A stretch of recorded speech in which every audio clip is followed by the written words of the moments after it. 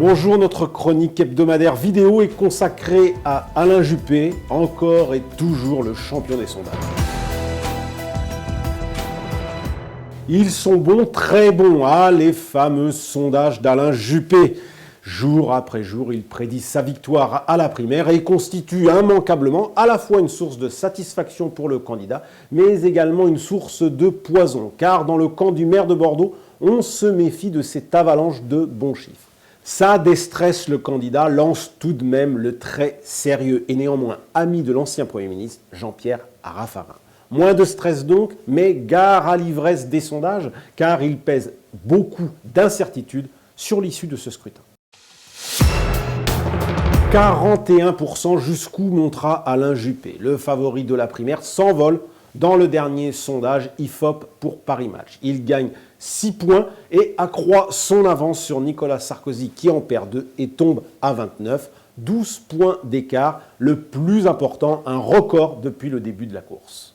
En réalité, dans ce moment Juppé, on a l'impression que quelle que soit la question posée, les Français répondent Juppé. Comme s'il était le candidat idéal pour contrarier le match au retour entre François Hollande et Nicolas Sarkozy, comme s'il était le candidat idéal pour revenir à une présidence de la République plus digne que celle de l'actuel locataire de l'Élysée, comme s'il était le candidat idéal pour jouer les papes de transition en attendant de trouver un candidat cadra, quinquat, plus opérationnel. Bref, Juppé, ce serait la Suisse, une sorte de vote d'attente, le vote d'une France déboussolée par 3 quinquennats perdus, le tout accru par la révolte d'une France modérée ulcérée, par la tournure du débat politique de plus en plus hystérique sur tout, sur rien.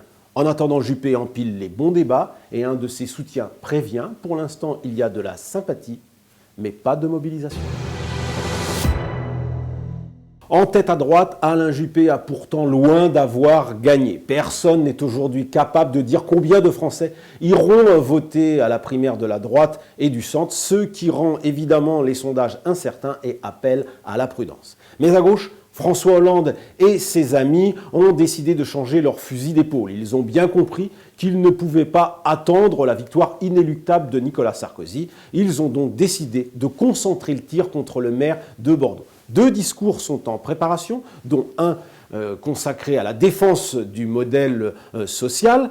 La gauche affûte donc ses argumentaires, témoin cette lettre adressée à tous les militants socialistes dans laquelle les responsables fustigent le programme antisocial du candidat, la baisse du nombre de fonctionnaires, les cadeaux fiscaux faits aux riches, etc., etc.